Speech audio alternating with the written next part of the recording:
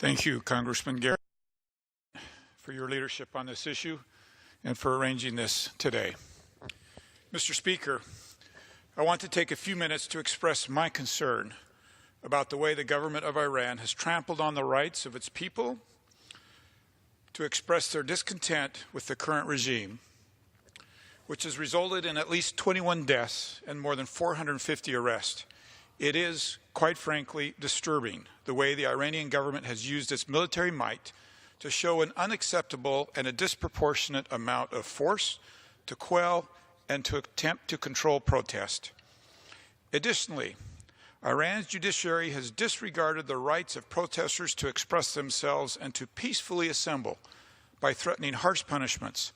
I have read reports that the government has blocked the internet and social media services, which I believe constitutes a violation of fundamental rights of free speech. People in Iran are suffering. Their economy is stagnant and their wages aren't keeping up with the cost of living.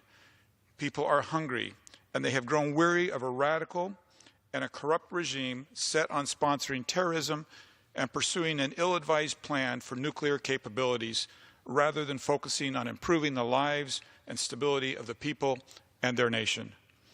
The people of Iran were hopeful that Iran would see some relief from the sanctions and would see economic improvement after their government entered into a deal in 2015 regarding its nuclear program. But because of widespread corruption and failed economic policies of Iran's government, as well as its failure to live up to its commitment to the international community, Iran's people have only continued to suffer from poverty, high unemployment, and inflation. It should be no surprise to the leadership of Iran that its people are calling for change because of its failure and poor leadership that have led the people to protest. Mr. Speaker, I stand with those protesters in Iran who have lost faith in their increasingly failed government. They deserve a country that ensures their freedom to express disapproval. They deserve a government with equality and justice to improve the lives of Iranians.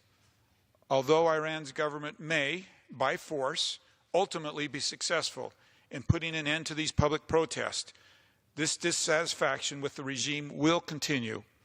I hope that someday the people of Iran will see the freedom and the kind of leadership they seek and they deserve. And with that, I yield my time. Thank you.